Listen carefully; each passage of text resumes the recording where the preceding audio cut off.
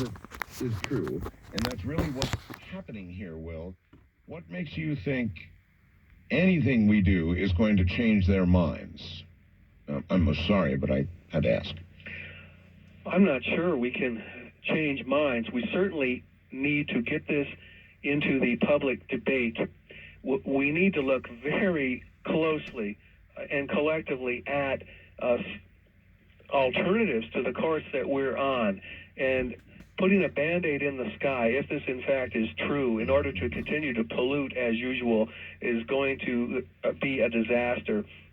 We see wild weather changes in the wake of chemtrail spraying. We understand that increased cloud cover messes up heat balances regionally, messes up weather. This is dangerous. We need it in the public debate whether authorities want to continue this program or not. And we need to look at alternatives. We need to look at drastic cutbacks in fossil fuel consumption and a whole new approach to living, which, by the way, is going to spawn all kinds of industries and opportunities for entrepreneurs to come forward with solutions. So yeah, I don't think heck anybody would argue with what that. The authorities feel they have to do on behalf of the corporations who pull their puppet strings. We, the citizens, have to stand up, go to the media, go to our representatives, and insist at least on a public debate. And backing up a step here, when we go to media, we don't have to make any claims, Art, of weather or climate modification, biological warfare, anything like that. We simply go to the media with the facts of an unusual aerial phenomena observed by tens of thousands of people, and we need and demand investigation and an explanation of this phenomena. So we'll just start right there with the photographic and video evidence, the eyewitness reports that we have in towns all over America. Yeah, the hard evidence. I agree with you. All right, back to the phones. First time caller line, you're on the air with William Thomas. Hi. Yes, this is Ray in Houston. Hello, Ray. And I had a quick question. If the chemtrails are as extensive as it sounds to me like they are, what would be the extent of their nighttime spraying where you wouldn't be able to see it as easily? If they're really trying to cover this up and they're not admitting to it, why would they not spray at night? You know, it's really interesting that you would bring that up because, let me see if I can get rid of that echo. It's really interesting you would bring that up because earlier today I received an infrared shot of chemtrails. Wow. And it's the first one I've ever seen. Keith has it. We've got to decide whether or not we're going to post it. But I have an infrared shot. It's very easy to take infrared photographs of the night sky. So the answer is they're there at night. Increasingly there at night. Again, if this is an act of desperation, they're going to be spraying day and night. Now, here's something very interesting about the nighttime spraying. I've been looking into this climate change business and the International Panel on Climate Change. They say that the biggest heat differentials take place at night. So if you really want to affect global warming, you would continue to spray after dark. There you are. Okay, thanks a lot. You're welcome. Wild card line, you're on the air with William Thomas. Good morning. Hello? Hello? Hello. Yes. Yeah, it's Jeff in Midland, Texas. Yes, Jeff. Yes, good to talk to you again. And you. Yeah, of course. I've noticed a couple of things lately. About a few weeks ago, I noticed 3 aircraft flying, not at the high flyer level, you know, above 30,000 feet, but lower. But they weren't flying abreast. They were flying at sort of a wedge angle and putting down chemtrails. And I thought that was kind of bizarre. And I kind of passed it off. Oh, well. And then on this last Sunday, I believe the 11th, I think, we had the crisscross pattern, giant chessboard pattern. I came out of the Barnes & Nobles. I was over there doing my usual research for free, you know, which I'm sure they don't like, but and I came out and I noticed this really bizarre looking sky, and it was a big giant chessboard pattern, and I thought, well, this is really strange. And it had weird colors to it. It was almost like a sort of refractive type pattern to it. Behind it was a beautiful blue sky, and then below it, which I would guess would probably be about 10,000 feet or so, maybe. It was the stationary pattern that was spreading out, but it stayed the course, as far as being a grid pattern. Mm-hmm. And then after listening tonight, it really struck me hard.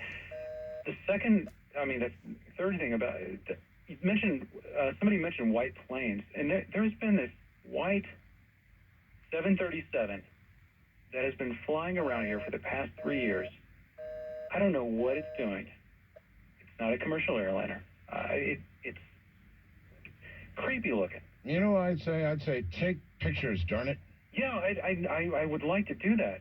This thing just pops out of nowhere, and it's a white. It does have call letters on it, but it's not marked. It's just a pure white 737, which I find really bizarro. So do I. William, is that typical? Not the 737, but the white spotter type airplanes are, as your caller says, popping up all over. And we're talking twin-engine aircraft flying at low altitudes beneath chemtrails here in Vancouver, other parts of the United States. I just got some reports this week. White spotter planes, the observer's word spotter, but white aircraft that appear to be sampling or spotting chemtrails at very low altitudes. And again, folks, we really need some photographs of these aircraft. All right, caller? I agree. Definitely. All right. I'll try to get some. One more thing. Yes. When you're doing your, in quotes, research at Barnes & Noble, how many times a day do you have to say, just browsing, just browsing? I never have to say that. I can go in there and I can run through the entire magazine rack and then go back to the cookbook section and have a heyday. Well, they're good people then. All right. Thank you very much. Let's get some chemtrails in those magazines. Yeah, indeed. East of the Rockies, you're on the air. West of the Rockies, call toll-free 1-800-618-8255. Michael, I'm going to have to take that out. We have one pretty important... Okay, don't hang up on me, please. No, I'm not hanging up on you. I'm just saying we have an important rule on the show. You can only use your first name, not your last name. It's Michael from Philadelphia and the Flamethrower Talk Radio 1210. That's it. I've got a list of everything, and I'm going to run through it, and here it goes. Bright white trails against a blue sky, perfect weather. And then they go to fanning out, and then they drop as a perfect weather all at once. And all the local air traffic is grounded because I'm in Philadelphia. You see it drop into Philadelphia Airport. And then all of a sudden, these big black, and people call them other colors, but big black, they lay the trail. And then the spotter planes, which are like corporate, high-end corporate types, go in and kind of survey the area. And then you get high-end Air Force, and I have pictures of zeros and X's where these high-ends like mark certain areas. Right. And then these big blacks respray, and then the whites like have sensors or something, and then they kind of like, you didn't do enough here, you didn't do enough there, and it all comes at once. But it's perfect weather, whether it's midday, no wind, perfect blue sky, or late evening. And one time we're coming from the Jersey Turnpike south. They all started heading from the north, and they go to Dover Military Base, and they end down there. And I've got pictures on disc, and I turned them into disc type with negatives. I got them right here. They need to be re-enhanced. But everything you finally, Mr. Thomas, God bless you. I have been the proverbial whack job in my family and telling people this, and I'm out in a grocery store parking lot taking pictures in Cherry Hill of all of this, and I have it. But it's bright white trails. They fall, and then the white spotters, and then the jets, the Air Force type F somethings come in and actually put zeros and X's in the air, and then the big blacks come back through. And as I was sitting at the Cherry Hill Mall, they all start diving down to land in Philadelphia, and then all the regular air traffic comes back up to the air. You see regular air traffic drop, then the big ones come up, they drop, and then air traffic comes back up. So in other words, you're saying you see spotter planes sort of kind of like in Nam, where they laid down smoke and then you lay down the heavy fire. They're marking the spot, and then the larger planes are laying it down. Right. And then, but up in the air, I'm telling you, Art and Mr. Thomas, they literally, these high-end agile aircraft, the Air Force Big F kinds, who can make a quick X and a 0 in the air and get out of Dodge. And then the big planes come by, and then the spot, and the previous caller with the 10,000 foot, the spotters even go down to 5,000 feet, and you see these trails turn into big wafting, kind of like drifting fans, and then they fall. Okay, Will? Boy, if we had that whole segment on videotape, a video I don't camera have videotape on a tripod, shooting that over time, whoa. Yeah, that's what we really need, that, folks. We need the proof. We need more proof. We've already got a great deal of proof. Obviously, you've heard it this morning, but that sequence, I haven't heard that sequence before, Art. No, that's new, and I don't know. It's hard to ask people, they have lives, and to sit out there with a video camera and to try to get all of this stuff, it's a lot to ask of people. It is, yeah. But I used to have a life myself before this story. Yeah, I bet you did. West of the Rockies, you're on the air with a man who has no life but knows about chemtrails. Will Thomas, hello. How you guys doing tonight? Okay. Great, good. I just want to give you a little bit of background. I've been following this for a couple of years since they flew over my area, and I immediately recognized them, what they were, from Art's website. So I drove to the top of the nearest mountain and got as many still photos as I could. And within the next day, I was immediately violently ill. Really sick, dizzy, upper respiratory coughing. Yep. It was just vicious. But since then, I've been chasing these guys and tracking them down. And I've followed them to at least one Air Force base in the United States. I've taken hours of videotape, and I need to know how I can get this to you. Oh, boy. A videotape of the aircraft on the ground? I've got videotape of the base where they've been landing, taking off. I found them in the air. Are you on email, sir? I do have email, yes, but I don't have contact me by email, and I'll set you up with an express address. Okay. Will Thomas at TELUS, TELUS, .net. Okay. And also, or you can reach me through my website as well, and that would be fabulous. Okay. And about the night spraying, if they're refracting sunlight in the daytime with this chemical, what do you suppose it is they're spraying at night? I mean, I know it hangs around for up to 7 hours at times. Oh, no, same thing. It actually, Will, I believe you said that the fellow you talked to said it would hang around for a long time, days and days, if not longer.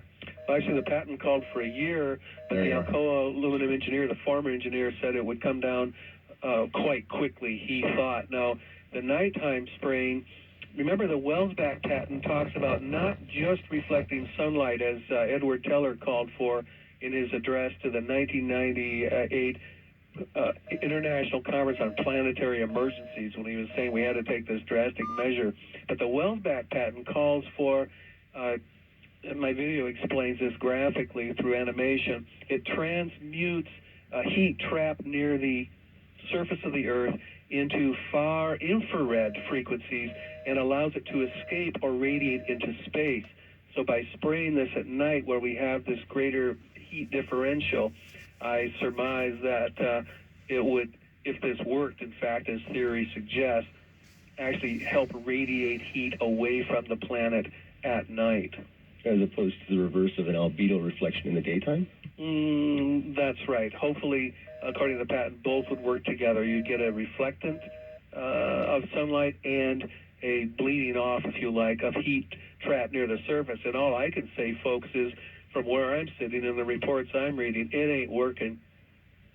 Weather is getting worse, more erratic. Climate change seems to be accelerating. So if this is the reason, or of course, they're screwing things up. Of course, they might say, well, it'd be a whole lot worse if we weren't doing what we were doing. Prove it. Well, that's right.